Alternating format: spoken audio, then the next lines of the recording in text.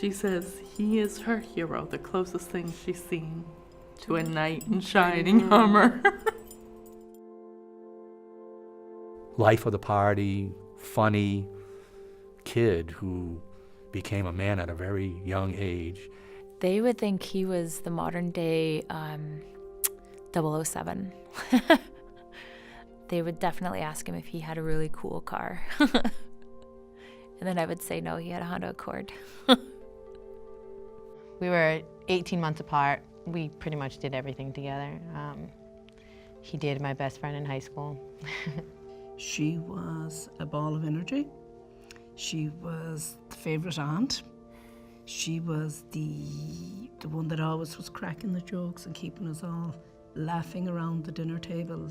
He's just roaming around like unshaven in this ridiculously undersized bathrobe. And that's how they met. And And yet you still married him. Yeah, weird how that happens. This one was interesting to see. All is fair in love and more. You think of all the things that he may have been thinking while he was over there, and it's heavy. Sunday, 4:23 p.m. Hey Mom, it's me. I just gave you a call about, I thought you had Fridays off, so I'm sorry. It's about 20 of 5. I'll try calling back as soon as I can. Sometimes it gets kind of difficult. I'm safe. I'm back at Campus Room now, and I'll talk to you later. Love you, bud.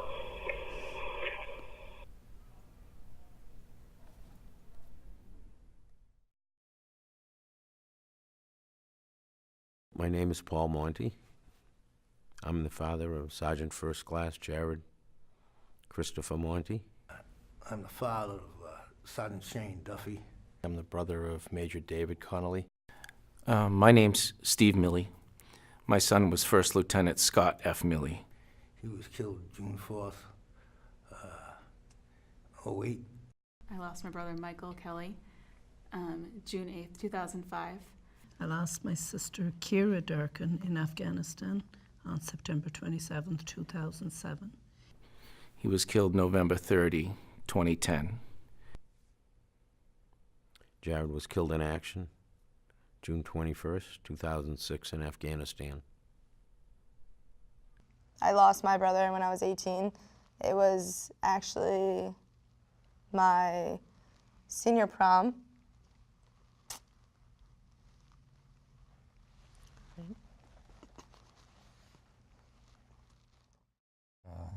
I sent a 21-year-old son off to war, and I've never seen him again, Yeah, when I found out my husband died, I kind of went numb, and I felt like my whole world ended. When your door is knocked on, your life is tipped upside down, and you are sent into this spiral that you can't even believe you're in it. You're in this fog, and you're just trying to get through the fog to see if that person's really gone, because it doesn't sink in until the first birthday and the first Christmas. We hugged on that last day, May 15th, 2009, and I remember squeezing him and him squeezing me, and I felt like he was crushing me.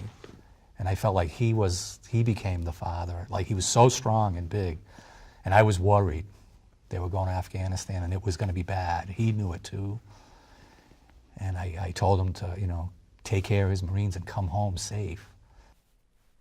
On the last day, on a mountaintop in Afghanistan, when one of his fellow soldiers had been hit by an RPG and lay in an open field on the top of the mountain, exposed to enemy fire from the 3 different directions, my son looked out and said, "I'm going to get him."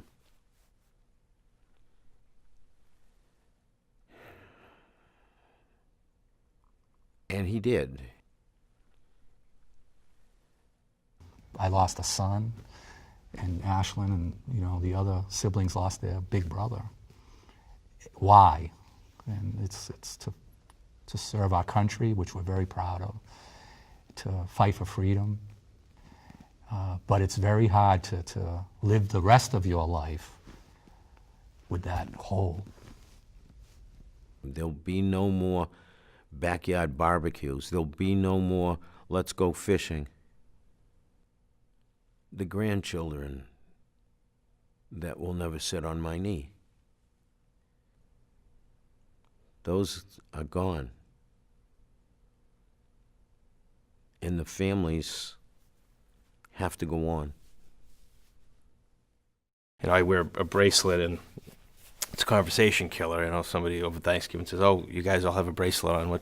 What's that for?" And you tell them, "Oh, I lost my brother in Afghanistan," and they don't know what to say, and it becomes awkward. When people say, "Oh, he was a hero," and he's in a better place, all the things that you kind of say when someone dies, sometimes I didn't like hearing that, you know. The best thing to say is, "I'm sorry." It was through meeting Mass Fallen Heroes that allowed me to like realize, wow, I'm not the only one that's on this crazy island, and there are other people on the island, and some of them have been there longer, some of them haven't been there as long. When you're in a room with Gold Star families and you see another dad that's experiencing what you've experienced, you really don't even need words. We kind of nod saying, my son was the same. He was 7 years older than me, so I kind of followed in his footsteps and always just wanted to be his sister. And that was like my favorite role. So I think it was nice to have them step in and kind of meet, you know, other siblings who felt the same way. You are now with people that understand what you're going through. And we will help you and we will be with you every step of the way. You now have another family. And they're willing to do this for complete strangers, you know. They really care, and I think that's rare in this world to find people who care so much. We always say it's the family you don't want to be in, but we are, and someone's recognizing that. And Mass Fallen Heroes is the only group that I know of in the country that does that for Gold Star families. And it's so special to be a part of that. This could relate to any other Gold Star family, but my biggest fear is that he would be forgotten. And it matters so much to have this place to go to and reflect, and to be able to go there with other families. It just really puts a personality behind who that name was.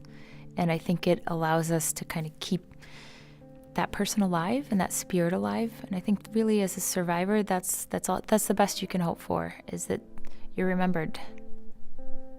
He's not just a number or a statistic. His name is there, and people years from now can go and read about him and hear his story, and, you know, he'll just live on in that way.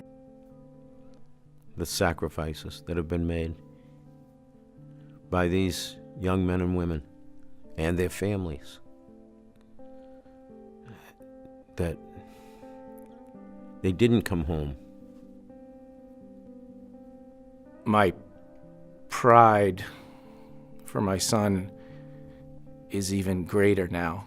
Sounds kind of strange to think, but it's true. He made that ultimate sacrifice that we feared. And now we're part of this family.